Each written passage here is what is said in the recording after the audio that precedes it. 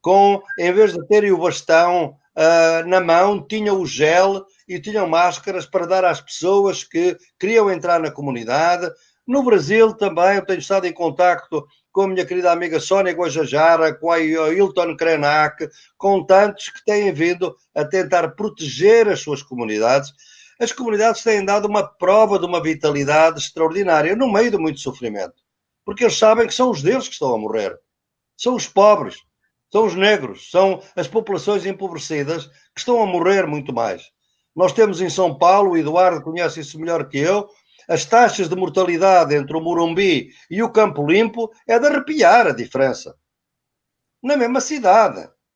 Portanto, nós temos que ver que estamos num momento muito injusto e talvez aqui eu emendo já agora, se me dão essa possibilidade, para a pergunta do querido Suplicy, porque a resposta que nós podemos dar a esta questão, uma das fundamentais e um dos pilares é exatamente a renda básica. Porque se as pessoas tiverem uma válvula de segurança contra aquilo que nós agora designamos como a pobreza abrupta, porque já não é só, eu não gosto do conceito de pobreza, não há ninguém pobre, há gente empobrecida, que é outra coisa. Como não há ninguém vulnerável, não há populações vulneráveis, há populações vulnerabilizadas. Foram feitas vulneráveis por alguém, pela injustiça, pela desigualdade, pelo racismo, pela discriminação, pelo sexismo, pelas milícias. É isso que cria a vulnerabilização e não outra coisa. Mas é evidente que nós sabemos muito bem que não só esses, mas todos aqueles que estão numa situação que já vinham de muitas pandemias, a pandemia da fome, a pandemia do dengue, a pandemia da brutalidade policial, a pandemia da falta do acesso à saúde, tanta pandemia que as pessoas sofrem nas periferias da América Latina e da África e da Ásia. O Covid é uma mais, obviamente. Como é que elas poderiam defender? Exatamente através de uma renda básica. Seria o que hoje, veja uma coisa notável, Eduardo.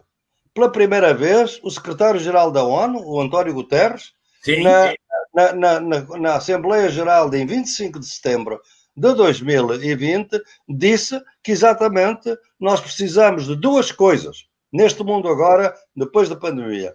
Um sistema universal de saúde, seguro universal de saúde, e a renda básica. Os dois. Exatamente. Perfeito. Esse é o gancho, porque é o seguinte, quando a gente pensa na renda básica, Suplicy, e agora direcionando para o senhor, a gente lembra que no Brasil, segundo o IBGE, existem 5,2 milhões de residências dentro de ambientes de favela no Brasil. Nesses ambientes residem quase 14 milhões de pessoas, né? Então, aquela média da família brasileira, muitas vezes de 4, mas muitas vezes a gente sabe que ultrapassa esse número de 4 pessoas por residência, chegando muitas vezes a 20 pessoas em poucos metros quadrados. E o Suplicy é um dos pais da renda básica também. Junto com ele, eu quero deixar um grande abraço para a Paola Carvalho, aqui do estado do Rio Grande do Sul, Suplicy. A Paola, que é uma grande parceira nossa, ela que é do Garotas do Programa e que é amiga do Suplicy também e está na luta junto pela renda básica, né? Suplicy, eu queria entender como a renda básica, pegando desse gancho do IBGE e do número de residências em favelas, ela pode se fazer diretamente presente na qualificação dos ambientes favelados e, obviamente, na emancipação dessas famílias ou condicionando uma possível melhora de vida através da dignidade, através de questões básicas, humanitárias e que podem, sim, transformar as favelas em ambientes cada vez mais melhores de se viver. Olha, eu quero manifestar outra vez a minha felicidade de estar aqui trocando ideias com você, Rafa, e o Boaventura. Satisfação é nossa, mestre. Satisfação é nossa. Querido Boaventura, no dia 21 de abril houve uma reunião ministerial onde foi gravada pela televisão e tal, e a certa altura o presidente Jair Bolsonaro começou a dizer: eu quero distribuir armas para todos os brasileiros. Eu fiquei assustado. E daí chegou quando, há uns 3, 4 meses, ele informou que estava com a Covid-19, precisava ficar isolado no Palácio do Alvorada por pelo menos 2 semanas, eu pensei comigo mesmo, acho que então ele vai poder ler um livro. E mandei para ele, por Sedex, de presente o livro A Utopia de Thomas More, que você conhece. Então, e falei para ele, quem sabe você possa aprender uma lição. E você sabe que o chefe de gabinete agradeceu o presente que chegou na quarta-feira seguinte, mas não me disse se ele leu o livro. Por que razão? Porque no livro primeiro de Utopia, há um diálogo do cardeal Morton com outros personagens sobre a pena de morte que, então instituída na Inglaterra no início do século XVI, não havia colaborado para diminuir a criminalidade violenta. E então o viajante português Rafael Itlodeu em grego um contador de histórias, pondera: muito mais eficaz do que infligir estes castigos horríveis, a quem não tem outra alternativa senão de primeiro tornar-se um ladrão para daí ser transformado em cadáver, é você assegurar a sobrevivência das pessoas. E com base nesta reflexão, um amigo de Thomas More, o espanhol Juan Luis Vives, escreveu para o prefeito da cidade flamenga de Bruges, na Bélgica, um tratado de subvenção aos pobres, onde, pela primeira vez, propõe a garantia da sobrevivência dos habitantes de Bruges. E, por essa razão, Thomas More é considerado um dos que melhor fundamentou ao longo da história o direito à renda básica de cidadania. Mas eu continuo insistindo para que eles possam olhar a sabedoria dos que mais têm estudado, como Thomas Piketty, o James Tobin, o John Kenneth Galbraith, e agora até o Abhijit Banerjee, Muhammad Yunus, Desmond Tutu, grandes laureados com o Prêmio Nobel. E você sabe, tem um grande amigo, eu sei que ele é muito querido em Portugal, que acaba de lançar um livro, eu não sei se você já leu, Boaventura e também o Rafa, vocês já leram, acaba de sair em dezembro, do Papa Francisco, Vamos Sonhar Juntos, já saiu em Portugal publicado, Boaventura? Já saiu. Mas essa não é o Fratelli Tutti, não é a última encíclica. A última é Fratelli Tutti, não sei se é essa a tradução. Mas esta aqui é um livro de entrevista para o inglês que Austin Everreich, e daí é o texto do Papa Francisco, e você já viu o que ele escreveu na página 143, que é relevante para o nosso diálogo? Eu vi, Suplicy, acho que é muito bom que você traga a figura do Papa, porque realmente o Papa talvez seja hoje o político mais progressista do mundo, talvez seja o Papa. A única objeção que eu tenho em relação, como pode calcular, eu sou um homem, obviamente, um feminista que procuro ser o melhor possível, um feminista, enquanto a Igreja Católica não puser as mulheres em pé de igualdade com os homens na atividade sacramental da Igreja, eu reconheço todo o trabalho do Papa, sei exatamente as suas posições progressistas no plano social. Lamento, no entanto, que ele não tenha sido mais ativo e mais proativo no apoio às mulheres argentinas, agora na luta pela legalização do aborto. Pelo contrário, ele durante um tempo manifestou-se contra isso, e a Igreja Católica Argentina foi extremamente hostil às mulheres que tiveram que lutar durante tantos anos.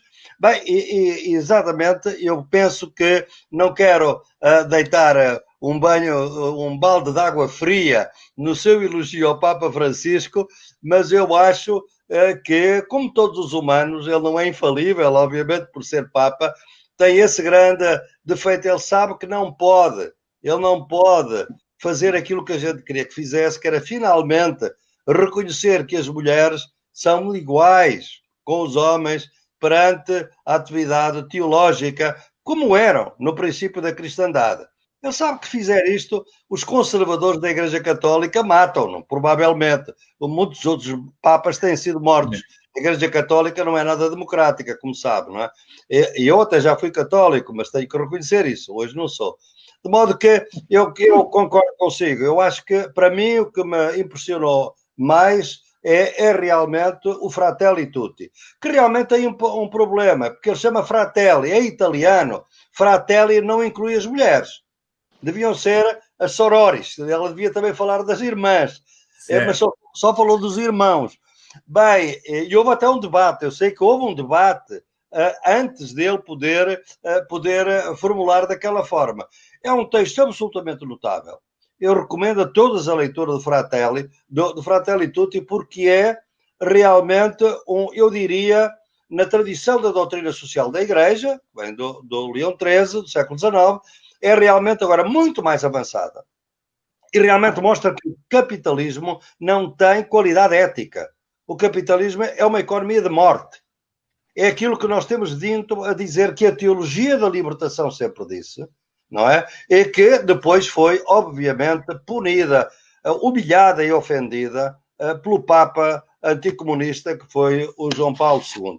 E realmente isso foi uma tragédia para todos nós, que a teologia da libertação tenha saído de cena e tenha sido substituída, no fundo, por religiões conservadoras que hoje dominam por todo o mundo. Mas tem razão, o Fratelli Tutti e os discursos que ele faz são notáveis. Aliás, eu devo-lhe dizer que ainda fora fui convidado por ele, e eu tenho muito gosto em estar.